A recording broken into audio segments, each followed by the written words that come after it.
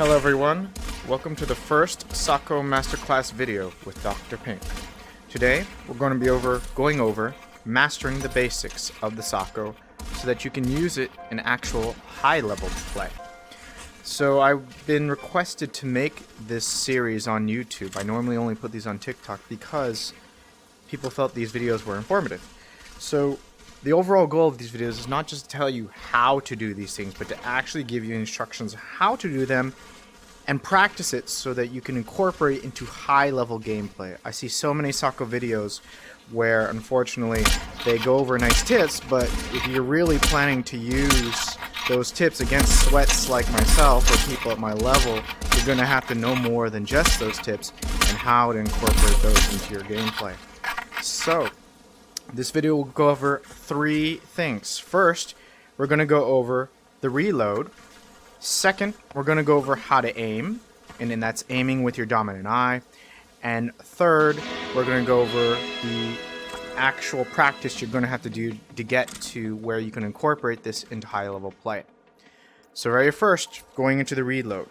The Sako is a strange weapon because when you reload it, you actually have to pull this locking mechanism a certain distance. So when I fire, I actually hold the gun or hold my right controller, my shooting arm, really close to my face. And so if I pull all the way back here, I hit myself in the face, and I literally cannot pull it far enough to reload it. And so I'm going to get a jam, perhaps, or I'm just going to break my controller. So how to reload it for people like me who have T-Rex arms is instead of pulling backwards at your face, this way if you can see in the camera, you're going to want to pull 90 degrees essentially up in the air, or 80 degrees, something upwards in this direction, probably 70 to 90 degrees. And so, by doing so, you get a nice, almost flick reload. Notice where my hand ends up from here. Pull, up, let go. So, by doing so, you can actually... Let me mute everybody else here real quick. By doing so, you can actually shoot really rapidly.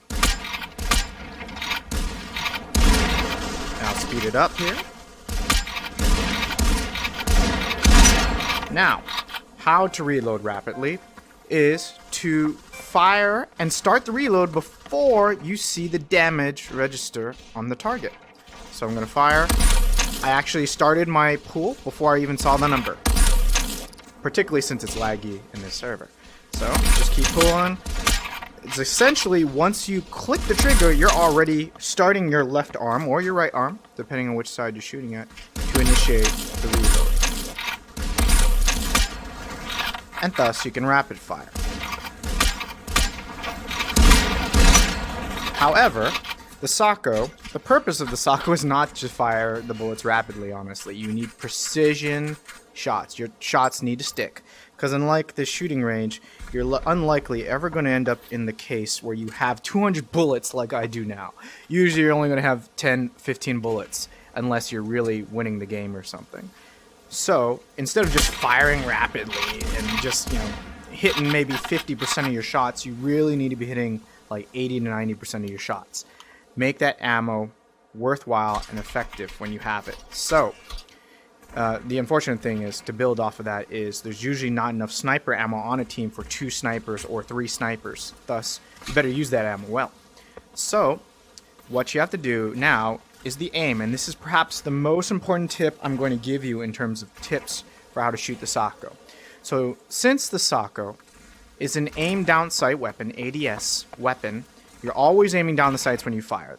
I've seen a video where there's like a tip on how to shoot like this and have it at your hip. There's no point in doing that. Pick up any other gun on this wall and do that. That's not the point of the Sako. The point of the Sako is to get those long distance precision shots and hit those with some nice damage. So you're poking the enemy and forcing them into a play you want to play it at, or forcing them into a bad position. Thus, what you're going to do is when you aim, you're going to aim using your dominant eye. And so for me, that's my right eye. So I'm going to hold the weapon in the center, pretending this was in between my eyes. You do not want to do this because your eyes are literally going to be fighting each other and you might actually miss your target if you're aiming far out. I didn't there. But you might actually miss your target because your eyes are going to be fighting each other. Aim with your dominant eye, which is my right eye. I'm going to literally hold the gun, and you can see in the camera probably, it's really close to my face here. So I get a nice visual of that sight and that dot for that precision shot right there. And thus, aim with your dominant eye. And if you don't know how to figure out your dominant eye, you can't really do, I don't think you can do it in VR. Maybe you can. No. So to figure out your dominant eye, check out a YouTube video for doing that. It's just like shooting a real gun. You have to find out which eye is your dominant eye so that you get those nice precision shots. In theory, if you aimed with just your dominant eye, you would be more accurate, and that's why you see professional target shooters do that. However, in practicality, like if you're in a shooting or a battle situation, you don't want that left eye or your non-dominant eye to be closed, because you're going to be missing out on all what's going on around you. And in all seriousness, doing good at this game is about map awareness.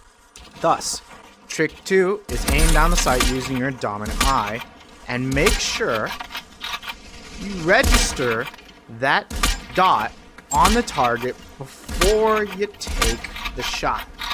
And so what I mean by that is don't rush it and just point and shoot without seeing visually that sight dot on the target. Wait for it. Wait till you see it. Your brain has to officially register that dot on the target before you fire. I know if you're starting out, it might be really slow. It might take you a while to figure out how to do this. And it might take you like a second just to register that dot and really see it on the face to shoot it. But the more you practice, the faster you're going to get at it, and you're going to be slapping shots in no time. And notice, if I speed it up, the targets I miss are the ones where I really don't get that dot on that target. So, for tip 2, aiming with your dominant eye, register the dot on the target before you fire every time.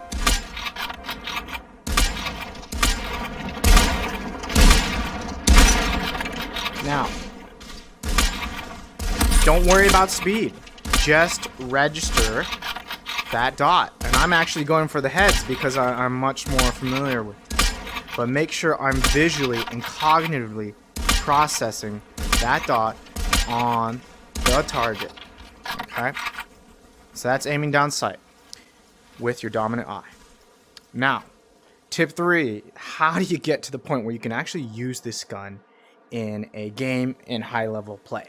So you might have watched some YouTube videos and they show, oh, okay, do this trick and yeah, aim this way and go that way. And then when you get in game and you're under pressure with these sweats charging you, how do you use the dang gun? Well, unfortunately, there's no secret recipe for getting good with the Sako to a level where you can use it in high level play, aside from massive practice. And so what I mean by that is every day when I play, I come into the shooting range and I warm up with at least 250 rounds. And it took me about, I would say, a month of doing this, or ever since the shooting range came out, this shooting range, to be able to get to the point where I can really just slap targets.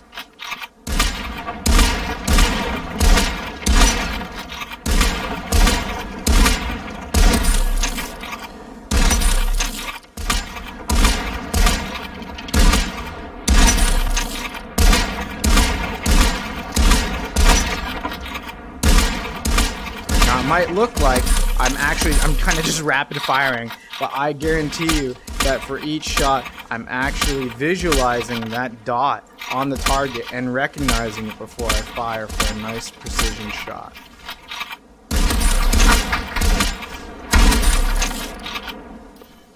So, going over it again. So tip number 3 is I would recommend that you do about 200 shots a day when you come in here if you're really serious about getting the Sako to the point where you can use it in high level play. Shoot 200 shots here on this range, and I guarantee you in 2 weeks you will be able to use it against people like me. And thus, the last thing you'll have to do is a few drills and we'll go over that in the next video.